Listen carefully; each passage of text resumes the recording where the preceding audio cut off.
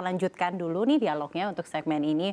Kita akan mulai ke Mas Brian. Jadi seperti yang tadi juga sudah Anda sampaikan, ke depannya in the near future tidak ada lagi dikotomi antara online dan offline. Jadi Ya, semuanya hybrid channel, betul. hybrid, omni channel. Ya, Online membutuhkan offline, offline membutuhkan online. Apapun itu bisnis yang berusaha di-establish ya. betul. Nah, menurut Anda seperti Anda yang memulai segala sesuatunya itu dari channel e-commerce kan yang fully 100% online 2013 lalu, adakah kekhawatiran tersendiri dengan adanya omni channel ini, tren omni channel yang muncul setelah pandemi ini, dan bagaimana juga Circlo menanggapinya berevolusi secara bisnis dengan adanya perubahan dan juga change of behavior dari Ya. channel sales tersendiri dari bisnis, landscape bisnis. Silakan Mas.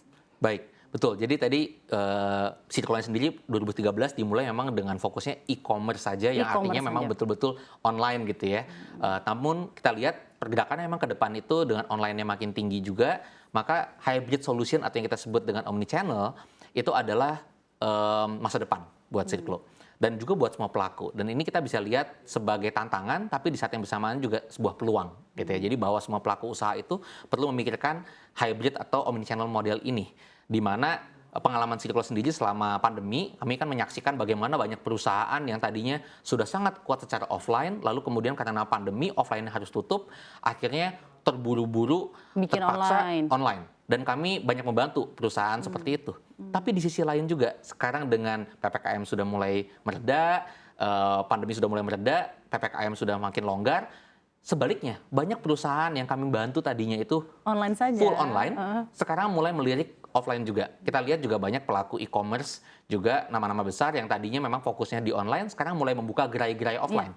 Jadi memang ke depan saya lihat tidak ada lagi dikotomi antara offline online, memang ada perbedaan antara tatap muka langsung atau mungkin secara jarak jauh, namun semuanya akan bisa difasilitasi, diintegrasi melalui satu teknologi yang menyatu gitu ya. Jadi kedepannya memang dalam hal landscape bisnis ini bisa dibilang rasanya jika mau establishing suatu commerce memang harus melihat langsung bahwa kebutuhannya online ini tidak terlepas Ya. dari offline, offline juga tidak terlepas dari online ya. Tidak bisa naif melihat bahwa ini e-commerce dan benar-benar stick to online saja ya Mas ya. Persis, betul. Baik, lalu Mas bagaimana ini juga berdampak terhadap evolusi dari strategi bisnis Circlo sendiri? Baik, jadi Circlo sendiri bicara sedikit perjalanan kami di tahun 2013, kami memulai dengan satu solusi memang yang menyasar pada pelaku usaha kecil dan menengah, dan memang fokus hanya di teknologinya saja untuk online. Di tahun 2017 kami baru mulai merambah lebih luas omni-channel dan juga bergerak merambah ke pelaku usaha besar. Jadi yang tadinya hanya melayani usaha kecil dan menengah, kemudian kami mulai melayani usaha-usaha besar juga. Bagi 4 tahun pertama SMI ya Mas ya? Fokus di SMI dan fokus hanya di online saja. Baik. Lalu kemudian baru mulai merambah ke online offline dan juga perusahaan besar. Di beberapa tahun terakhir juga dengan dorongan perkembangan e-commerce yang terus melesat, kami juga melakukan beberapa aksi korporasi juga untuk memakin luaskan solusi kami untuk bisa membantu usaha itu seperti tadi, tidak lagi naif hanya melihat satu macam cara atau satu macam jalur berjualan, tapi bisa melihat berbagai macam jalur, berbagai macam kanal, tapi di belakangnya satu teknologi yang integral. Nah, pandemi kemarin per 2020 kan tiba-tiba ada change of behavior yang dipaksakan oleh pandemi ya pada Ya. consumer, di mana semuanya harus beralih tiba-tiba ke Ya. online sendiri. Itu ada lesatan tersendiri nggak dari performa Circlo selama 2020 sampai 2021 kemarin karena change of behavior yang tiba-tiba semuanya harus e-commerce, dan pada saat itu juga Circlo masih exclusively menangani e-commerce business? Ya, baik. Jadi kami bisa dibilang mungkin salah satu usaha yang memang justru malah didorong maju makin cepat ya pada saat masa-masa pandemi tersebut. Bahkan kami, saya ingat di awal-awal pandemi itu lebih tantangannya itu bagaimana secara internal bisa memberikan solusi yang tetap kualitasnya terjaga dengan permintaan yang makin banyak gitu ya.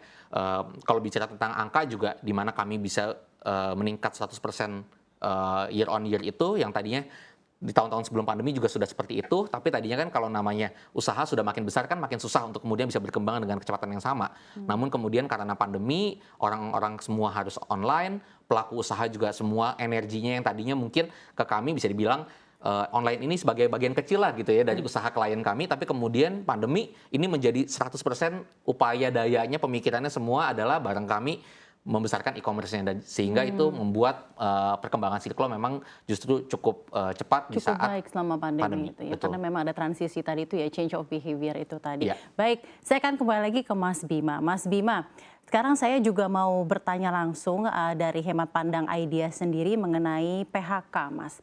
2022 kemarin mungkin kita juga melihat ada fenomena-fenomena di mana e-commerce sendiri ini diberitakan layoff ya karyawannya bahkan sampai beribu-ribu dan lain-lainnya.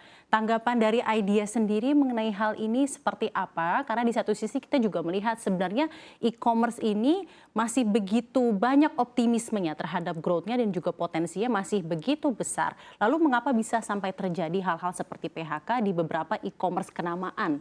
Silakan, Mas Bima. Iya, kalau saya melihatnya ini adalah sebagai rasionalisasi dari bisnis ya Mbak ya. Di mana memang setelah e-commerce itu berumur 10 tahun, mereka harus membawa e-commerce ini menuju sustainability. Nah, untuk menuju sustainability itu tentunya langkah-langkah ada yang harus dilakukan. Kenapa tadi saya jawab rasionalisasi bisnis? E-commerce itu mempunyai banyak fitur-fitur gitu ya. Dan yang memang diciptakan untuk menciptakan growth gitu. Nah, tetapi setelah mungkin dilakukan evaluasi oleh para e-commerce tersebut yang melakukan hal seperti itu, diputuskan bahwa memang harus dilakukan rasionalisasi. Rasionalisasi ini mencakup mungkin ada fitur-fitur yang secara target growth-nya tidak tercapai, tapi ada main fitur yang ternyata growth-nya masih bagus. Makanya secara fundamental e-commerce-nya itu memang masih growth kan gitu di Indonesia secara keseluruhan, tetapi memang secara costingnya nih yang memang harus dijaga. Maka dari itu teman-teman itu melakukan langkah-langkah untuk menuju rasionalisasi. Sebelum profitability kan kita harus Iya. menuju break even point ya Mbak. Jadi break even point kita dapat baru kita menuju profitability-nya ke atas. Nah, ini adalah langkah-langkah memang yang dilakukan ya. Ya, Dan saya rasa kalau in terms of growth saya masih ya. masih optimis gitu ya bahwa kita masih growth, dan in terms of sustainability itu yang saya rasa menjadi peluang bersama-sama bahwa e-commerce ini bisa bertahan mungkin puluhan tahun ke depan, Mbak. Terima kasih. Ya, baik Mas Bima. Jadi memang lebih ke rasionalisasi bisnis dan on the way to path to profitability ya Mas ya dalam hal e-commerce ini dan juga perusahaan teknologi seperti yang kita ketahui. Namun mungkin pertanyaan sebelum saya beralih ke Mas Brian sendiri.